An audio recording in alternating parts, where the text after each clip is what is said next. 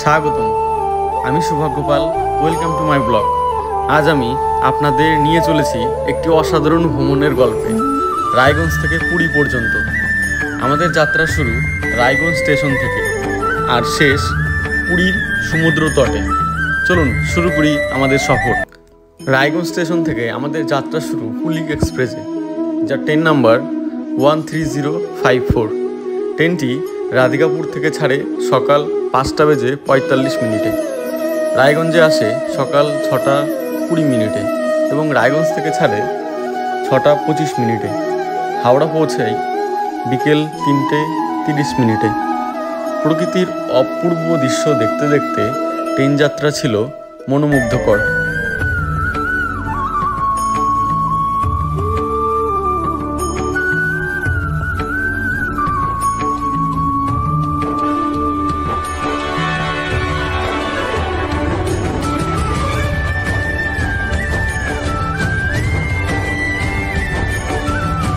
হাওড়া স্টেশনে পৌঁছে আমরা 28 নম্বর বাসে উঠে শিয়ালদা স্টেশনে এলাম। এখান থেকে আমাদের পরবর্তী গন্তব্য পুরী।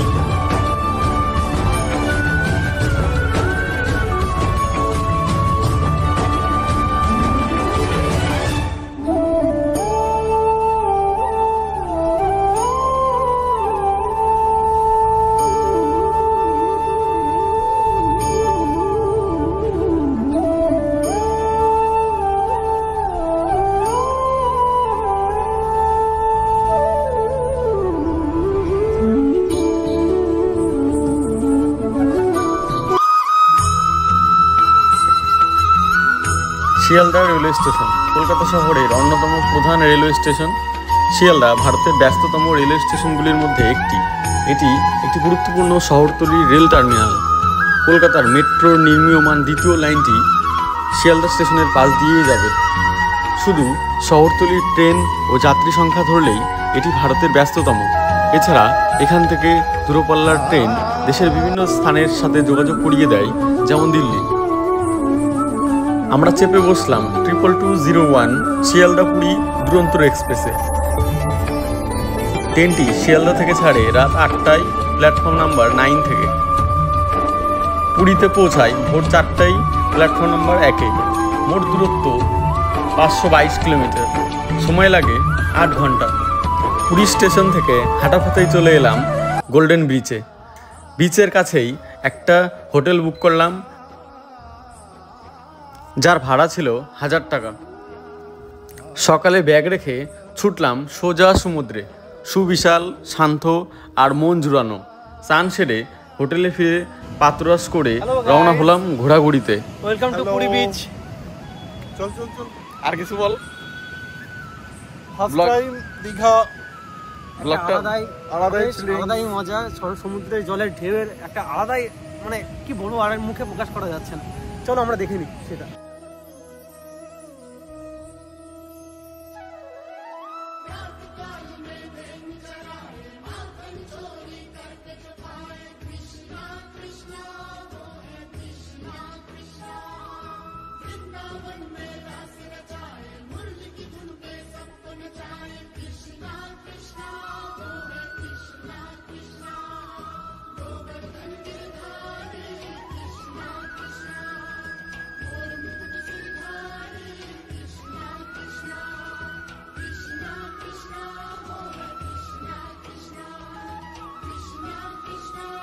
সমুদ্র স্নানের পর আমরা স্থানীয় দর্শনীয় স্থান পরিদর্শনে বের হলাম।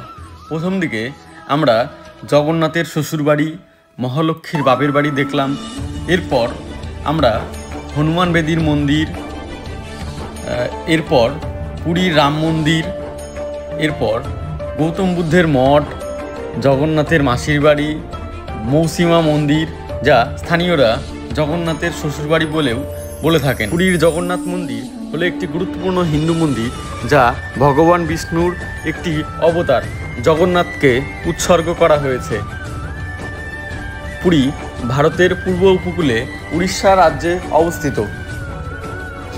অবন্তীর সৌম্যবংশ রাজা ইন্দ্রদুম্ন পুরীতে ভগবান জগন্নাথের প্রধান মন্দির নির্মাণ করেছেন।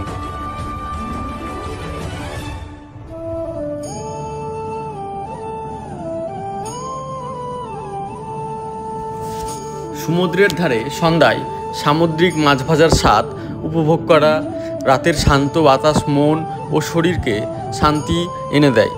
পরের দিন খুব ভোরে ঘুম থেকে উঠে আমি জগন্নাথ মন্দিরে পুজো দেওয়ার জন্য গেলাম।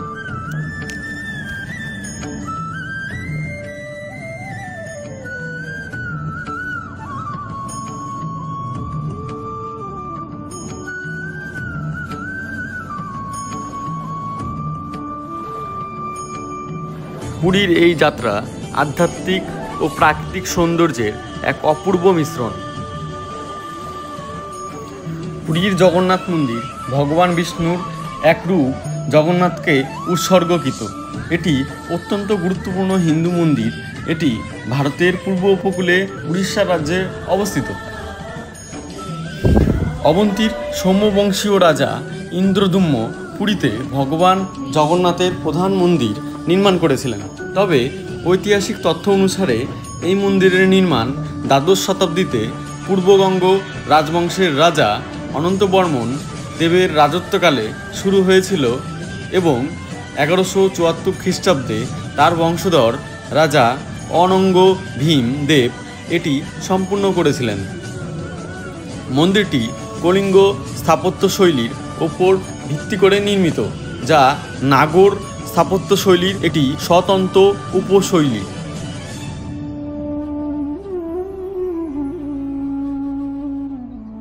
লোককথায় প্রচলিত বিশ্বাস এবং ঐতিহাসিক রেকর্ডের মধ্যে এই পার্থক্যটি লক্ষণীয়। জগন্নাথ মন্দিরের স্থাপত্যশৈলী সত্যিই বিস্ময়কর।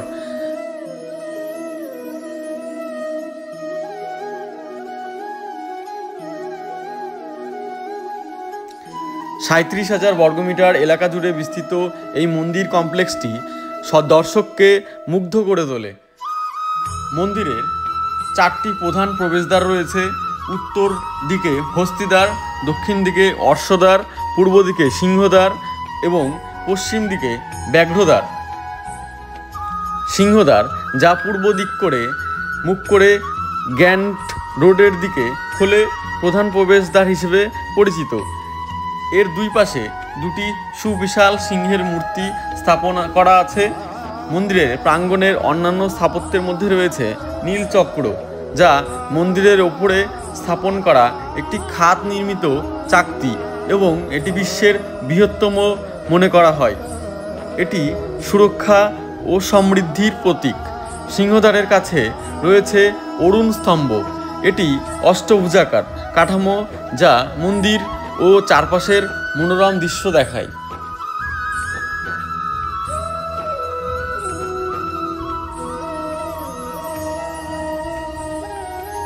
প্রতিটি প্রবেশদ্বারের নামকরণ পাহারাদার প্রাণীদের ভাস্কর্যের নামে করা হয়েছে এবং বিশ্বাস করা হয় যে এই ভাস্কর্যগুলি মন্দিরের মন্দ আত্মাদের ও নেতিবাচক শক্তি থেকে রক্ষা করে।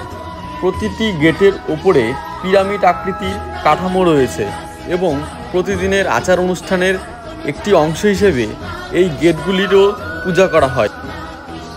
সমস্ত গেটের প্রবেশপথে নবগ্রহে খোদাই করা চিত্র দেখা যায়। স্থানীয় ঐতিহ্য অনুসারে এই 4টি গেট চতুর্বর্গ ধর্ম, অর্থ, কাম, মোক্ষ অথবা ধর্ম, জ্ঞান, বৈরাগ্য ও ঐশ্বর্যের 4টি মৌলিক নীতিকে প্রতিকায়িত করে। মন্দিরে 7টি রত্নভাণ্ডার রয়েছে। 34 বছর আগে মাত্র 3টি ঘর খোলা সম্ভব হয়েছিল। প্রায় 120 কেজির বেশি সোনার অলঙ্কার, 220 কেজির বেশি রূপার সামগ্রী এবং বিভিন্ন দামি রত্ন এই অলঙ্কারগুলি দিয়ে প্রতি পূর্ণিমায় জগন্নাথ দেবের রাজবেশে সজ্জা হয়, যা ভক্তদের জন্য এক চরম অনুভব। এই ছিল আমাদের রোমাঞ্চকর পুরী সফর। আশা করি আপনাদের ভালো লেগেছে। আরও ট্রাভেল ব্লগ দেখতে আমাদের চ্যানেলটিকে সাবস্ক্রাইব করুন।